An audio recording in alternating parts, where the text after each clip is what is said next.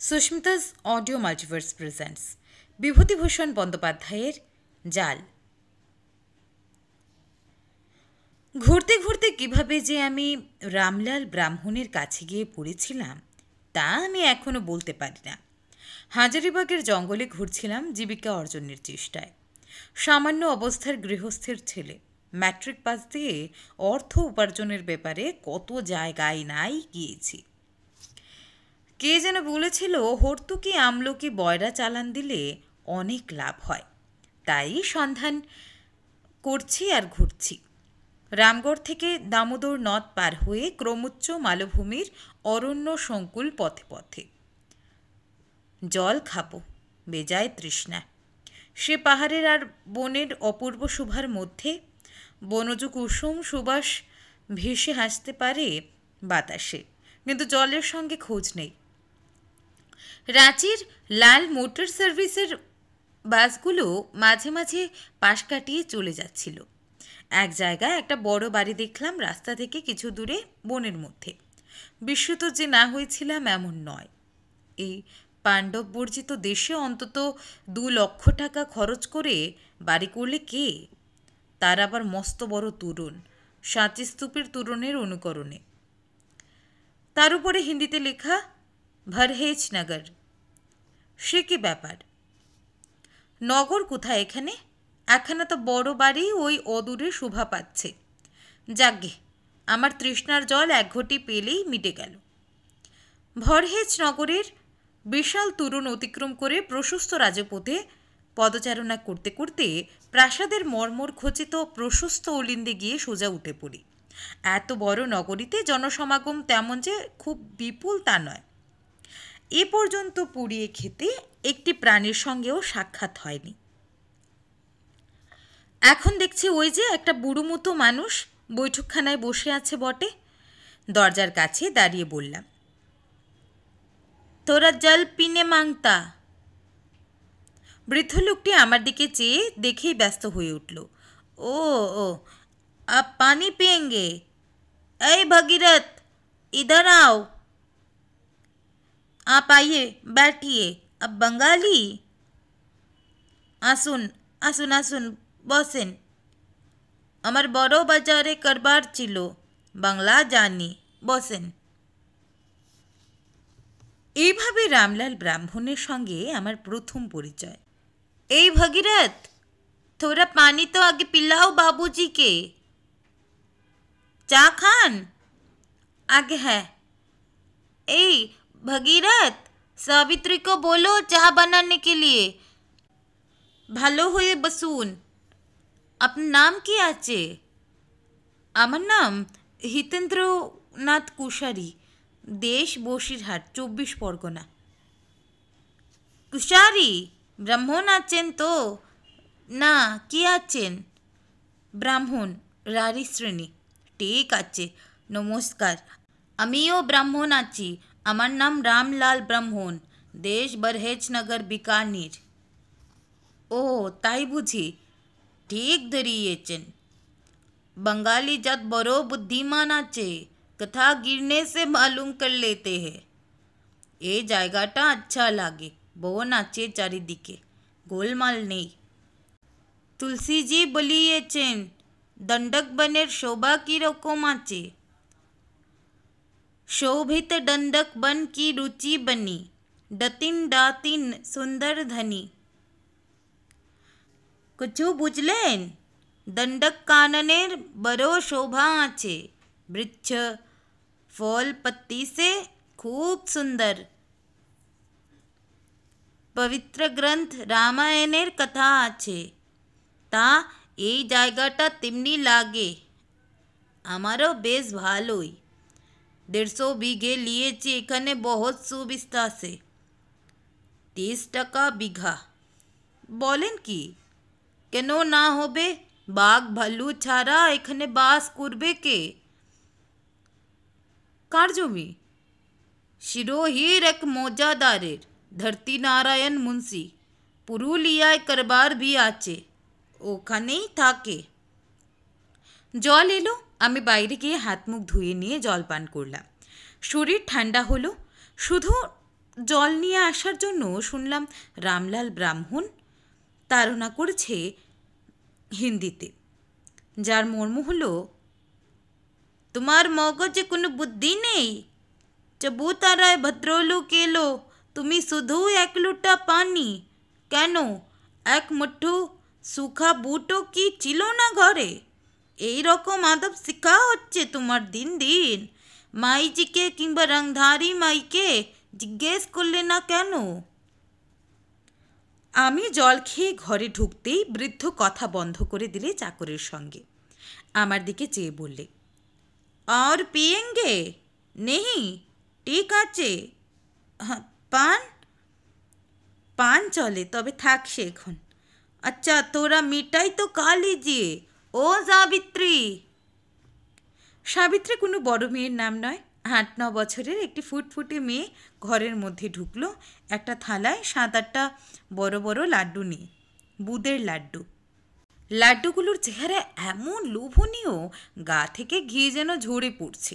কিশমিশ বাদাম দেখা যাচ্ছে লাড্ডুর গায়ে। বৃদ্ধ আমাকে ৫-৬টা লাড্ডু খাইয়ে তবে ছাড়লে। ওনার ভদ্রতা আমাকে মুগ্ধ করলে। আমি বাইরের লোক, সম্পূর্ণ অপরিচিত। জল খেতে চেয়েছিলাম এইমাত্র সম্বন্ধ। এইবার আমি বিদায় নিতে উদ্যত হলাম। বৃদ্ধ সে কথায় কানও দিলে না। আরও কোথাও যাবেন আপনি? नहीं जाइएगा आज, जंगली पथ, शेर का बड़ा डर, आज तो नहीं जाना चाहिए। সে কি, আমি যাব না? थोड़ा नाश्ता कर लें, ডাল রুটি খান, গপসপ করুন, যাবেন? আমার মোটর আপনাকে পৌঁছিয়ে দেবে হাজারিবাগ মে। মোট কথা এই যে আমার সেদিন যা হলো না। বিকেলবেলা আমাকে নিয়ে বৃদ্ধ ওদের বরহেজ নগরের পশ্চিম প্রান্তে বেড়াতে গেলেন। কি অপূর্ব শোভা চারিদিকে! কম্পিউটার্স, লতার সাদা পাতার গুচ্ছ বড় বড় শালগাছের মাথায় এমনভাবে সাজানো, যেন দূর থেকে মনে হয় ওরা প্রাচীন শালতরুর পুষ্পস্তবক। পাহাড়ের পেছনে সূর্য অস্ত যাচ্ছে। নিঃশব্দে বনভূমিতে দূরে দূরে রহস্যময় অন্ধকার নেমেছে। বনের মধ্যে ধনেশ পাখি কুস্বরে ডাকছে। বড় সম্বর হরিণের রব শোনা গেল একবার মাত্র। কি নির্জন চারিধার! মুক্তরূপা ধরিত্রীর জ্যোৎস্না, সূর্যাস্ত ও অরুণোদয়। এখানে এক একটি কাব্য, শুধুই সবুজ বনশীর্ষ, শুধুই ধূসর বর্ণ পাথরের তৈরি শিখর দেশ। অস্ত দিগন্তের সিঁদুর ছোঁয়া। রামলাল ব্রাহ্মণ বললে, এখানে বহুত জমিন আমি লিয়েছি, কলকাতা মে বড়া ধকল আর ঘিঞ্জি। এখানে জমিন লিয়ে বাড়ি করিয়েছি, কিন্তু ভালা आदमी नहीं। बंगाली लोग आने से हम जमीन मुफ्त से दे देंगे, আপনারা আসবেন? তা আমি বলে দেখতে পারি। हाँ ज़रूर देखिएगा, 1 पैसा दाम हम नहीं लेंगे, 3-3 बीघा दे देंगे हर एक फैमिली को। বেশ, আপনাদের এখানে কতজন লোক থাকে? এই 10-12 ठो आदमी रहता है, नौकर चाकर लेकर के। লোক নেই, ওই আমার বড় দুঃখ আছে। আমি বলে দেখব, আসতে পারে। অনেক জমি তো অনেকে পাচ্ছেই না, 10-20 গুণ দাম দিয়ে জমি কিনছে।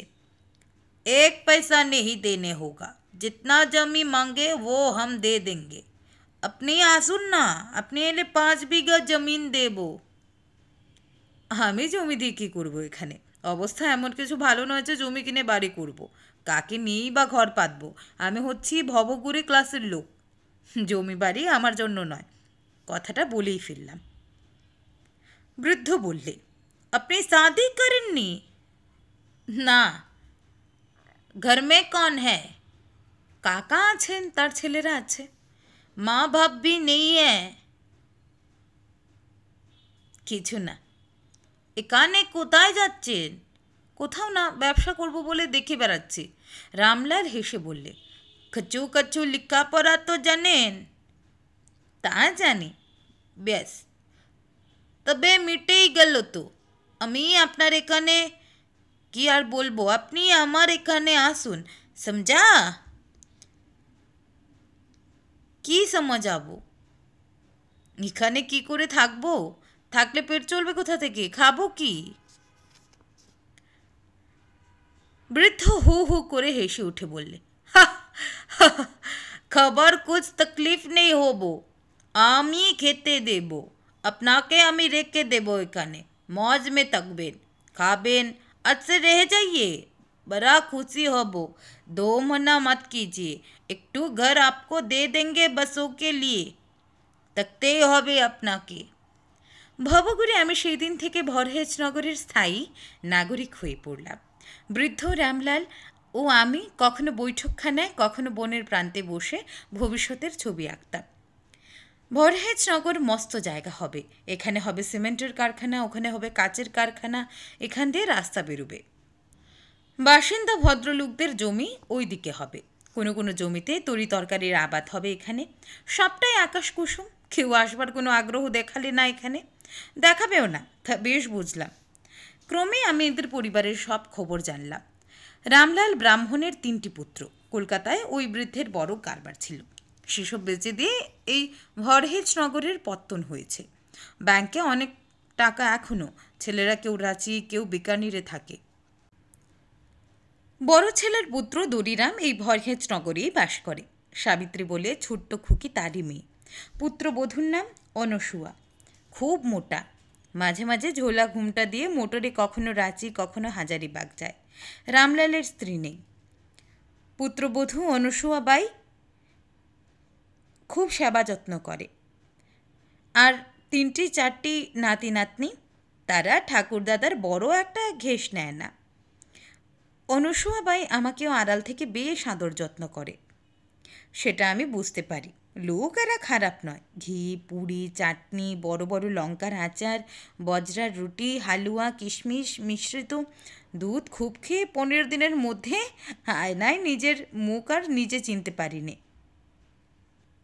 একদিন খেতে বসেছি, অনসুয়া বাই আড়াল থেকে বলে পাঠালে, আমি অত কম খাই কেন?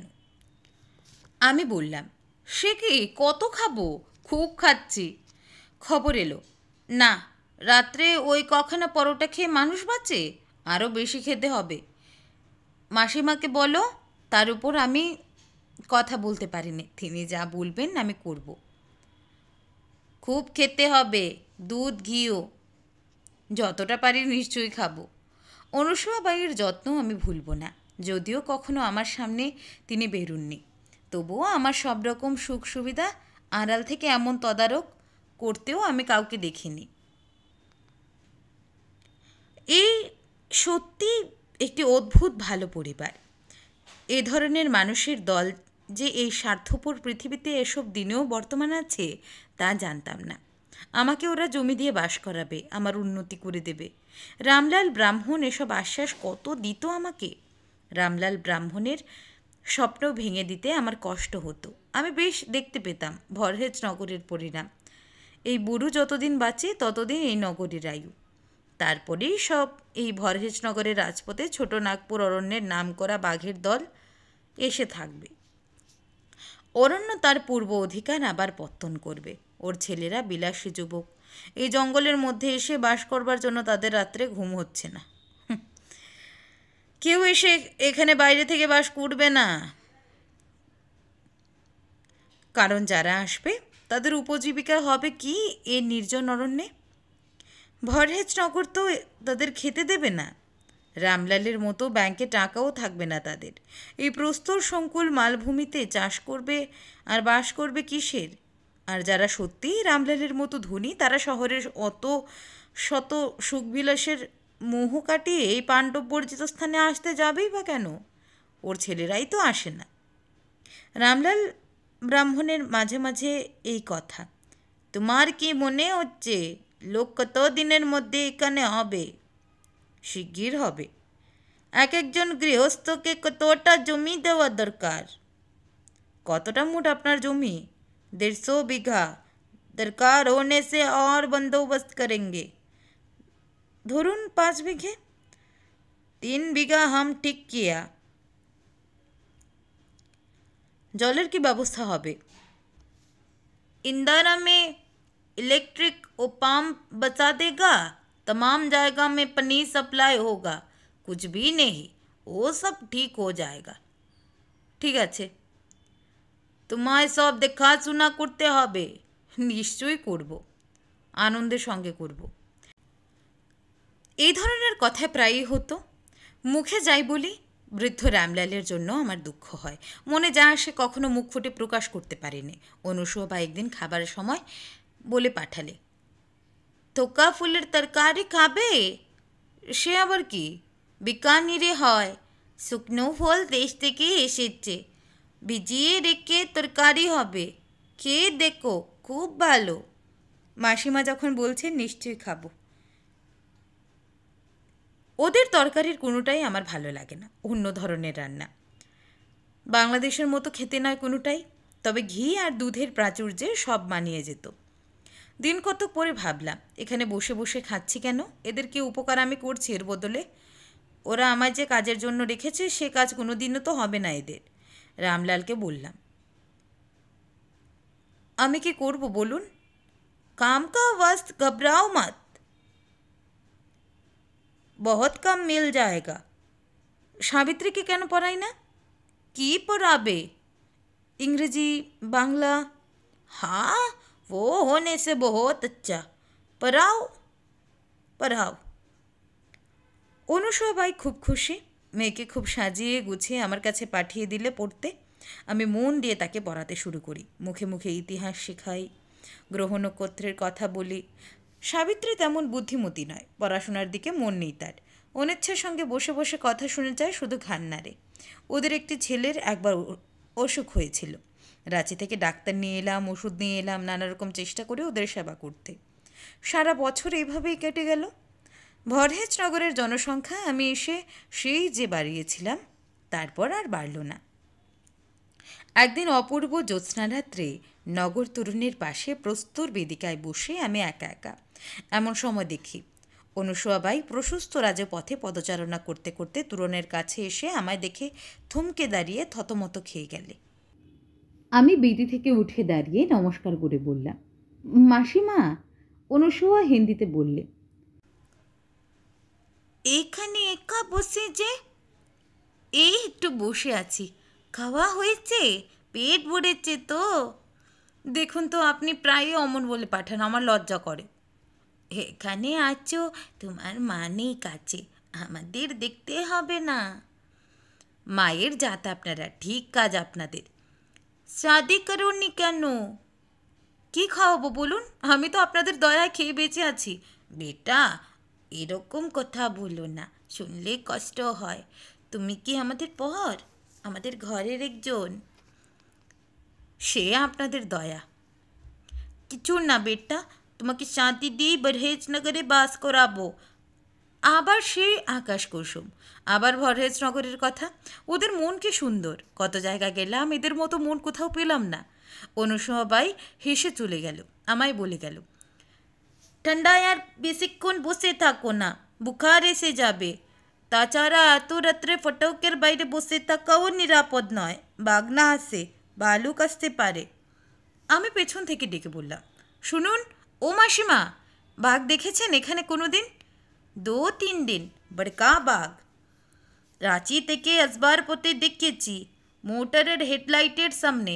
এই ফটকের বাইরে রাস্তার উপর সন্ধ্যের পর দেখেছি। তুমি চলে এসো, শোনো আমার কথা। যাচ্ছি এক্ষুনি। অনুসূয়া চলে গেলেন, কিন্তু আমি তখন উঠতে পারলাম না। নির্জন জ্যোৎস্নার রাত্রের শোভার সঙ্গে মিশে গেল হারানো মায়ের কথা। মেয়েরা হচ্ছে আসলে মা, তারপর অন্য কিছু। কি ভালো লাগলে সে রাত্রে অনুসূয়া স্নেহসিক্ত ওই সামান্য দুটি কথা। তারপর আমি কতক্ষণ তরুণের বহির্ভাগে সেই বেদিটায় বসে রইলাম। হু হু বাতাস বইছে, সপ্তপর্ণ পুষ্পের উগ্র সুবাসে ভেসে আসছে বনের দিক থেকে। হৈমন্তী জ্যোৎস্নাস্নাত ওই বনান্তস্থলী স্বপ্নপুরীর মতো মায়া বিস্তার করছে এই বৃদ্ধ রামলালের মনে, অনুসূয়া মনে, সাবিত্রীর মনে। কিন্তু আমারই বিলাস কেন? ওরা বড় লোক, ওদের সব সাজে সব মানাবে। আমি এখানে পড়ে থাকবো ওদের মায়ায়, ভরহেজনগরের নাগরিকের অধিকার নিয়ে? তাতে কি আমার পেট ভরবে? বাড়িতে আমার আত্মীয় স্বজন আছে, আমার বিয়ে থাওয়া করে সংসার করতে হবে, মেয়ের বিয়ে, ছেলের পৈতে, ছেলে লেখাপড়ার ব্যবস্থা করতে হবে, সবই করতে হবে আমাকে। এখানে দুটি বেলা শুধু উদর পূরণের জন্যই পড়ে আছি, বেতনের দাবি করব কোন মুখে? কোনো কাজই করি না এখন, কেবল সাবিত্রীকে একটু আধটু পড়ানো ছাড়া। তার বদলে তো ওরা রাজভোগ দুবেলা জোগাচ্ছে। যেতাম হয়তো একদিন, কিন্তু বড় জড়িয়ে পড়েছি এদের সকলের মায়ায়। বৃদ্ধ রামলাল ব্রাহ্মণকে আমার বুড়ো বাবার মতো মনে হয়, সেই রকম খামখেয়ালি, সেই রকম স্নেহশীল। সাবিত্রীকে ছোট বোনের মতো লাগে। অনুসূয়া বাই নিতান্ত সরল মহিলা, তেমনি স্নেহময়ী। মা মারা যাওয়ার পরে এমন সেবা যত্ন, স্নেহ আমি নিজের মামার বাড়ি পাইনি, কাকার বাড়ি পাইনি, কোনো আত্মীয় স্বজনের বাড়ি পাইনি। অনাত্মীয় জগতের নির্মমতার মধ্যে যেতে ইচ্ছে হয় না। আর শুধু সেই জন্যেই যাই যাই করেও এতদিন যাওয়া হয়নি। অনেক রাত্রে এসে শুয়ে পড়লুম, সঙ্গে গাঢ় নিদ্রা। এইভাবেই দিন কাটে। আলস্য এসে জুটে, কোনো সংকল্পই দানা বাঁধে না। কাজে পরিণত করা তো দূরের কথা। রামলাল আমায় বললে, আর তোমায় একখানা ডেরা করিয়ে দেব? দুজনে সকালে বৈঠকখানায় বসে কথা হচ্ছিল। কেন? নিজের ঘর না হলে মন টেকে না। আপনাদের ঘর কি আমার ঘর না? ও তো একটা কথার কথা হলো, মোটেই কথার কথা নয়, আমি তাই ভাবি। সে তো বহুত আচ্ছা, তাহলে একটু শাদি করিয়ে আনো। বাবারে, নিজের চলেন আবার শাদি? তুমি করিয়ে নিয়ে এসো, আমি যতদিন আছে সব কিছু করিয়ে দেবো, সে ভাবনা আমার। আমাকে এখানে বরাবর রাখতে চান? বৃদ্ধ রামলাল বিস্ময়ের সুরে আমার মুখে দিকে তাকিয়ে বললে, नहीं रहिएगा तो जाएगा कहाँ? इसको माने का है? তুমি তো আছো এখানে, কেন নিজের দেশে যাব? কাহে জায়গা? जमी আমি करिए देबो, घर भी तैयार करिए देबो, शादी वादी करिए बहू को यहाँ पर लेके आओगे। সে বেশ মজার কথা। जो कुछ बात बोलबो तो मजाक का कथा छोड़कर दूसरा तरह बात मुख থেকে बाहर नहीं होबे। कितना रोज तुम यहाँ पर है? 2 বছর হবে সামনের ফাল্গুন মাসে। বেশ, তবে তো হইয়ে গেল, তুমি আমাদের আদমি বনে গেলে। 2 বছর যখন এখানে থাকা করিয়েছে, তখন তোমাকে घर बनाने पड़ेगा, शादी भी करने पड़ेगा। কথা শেষ করে রামলাল বৃদ্ধ খিলখিল শব্দে হেসেই গেলেন।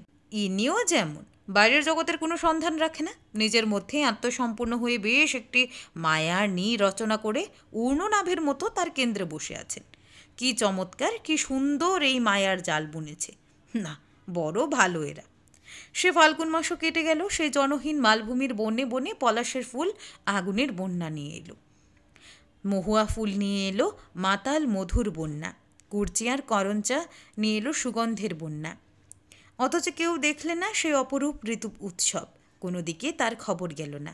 খানিকটা দেখলেন রামলাল, উনি রোজ ভক্তিভরে পাঠ করতেন রামচরিত মানুষ থেকে, শোভিত দণ্ডক কি রুচি বনি।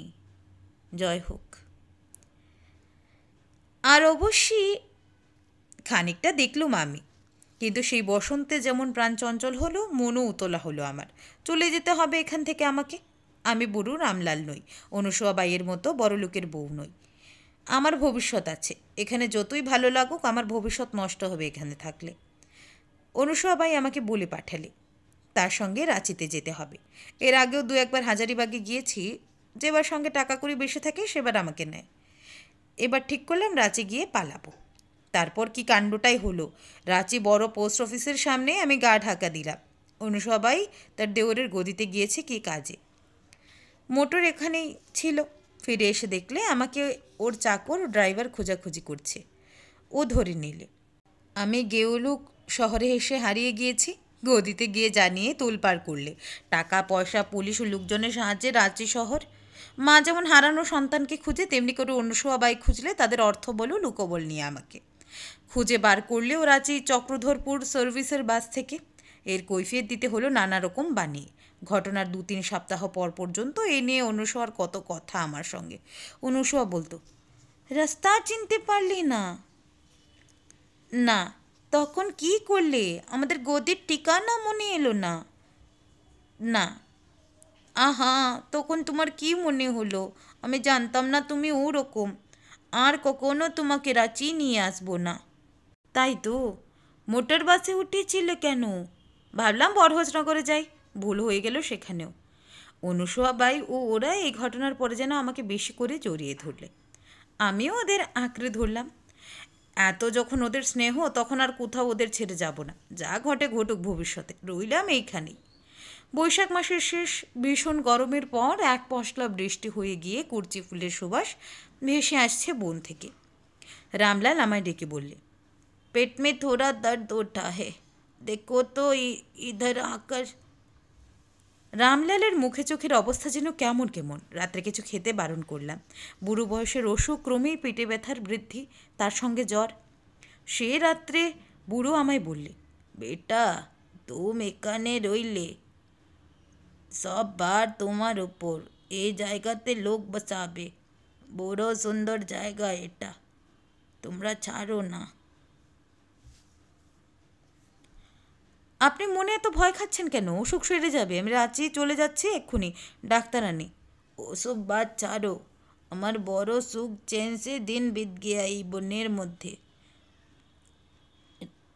रामचरितमानस में तुलसी जी महाराज বলিয়েছেন, শোভিত দণ্ডক কি রুচি বনি। আচ্ছা, এখন আমাকে ডাক্তার আনতে যেতে হবে। শেষ রাত্রে রামলাল শেষ নিঃশ্বাস ত্যাগ করলে। কথা বন্ধ হয়ে গিয়েছিল মৃত্যুর 2 ঘন্টা আগে, নয়তো ও ঠিক বরহেজনগরের কথা বলতো। এর পরের কথা খুব সংক্ষিপ্ত। অনুসুয়ার স্বামী এসে এদের নিয়ে গেলে। অত বড় বাড়িতে চাকর বাকর ছাড়া কেউ রইল না। আমি ছিলাম বৃদ্ধ রামলালের মৃত্যুর সময়ের ছবি মনে করে। অনুসুয়া বাই আমাকে থাকতে বলেছিলেন। থাকতাম হয়তো। 2 মাস পর বরহেজনগর বিক্রি হয়ে গেল ওদের ফার্মের দেনার দায়। বোন আবার নগরীকে গ্রাস করেছে।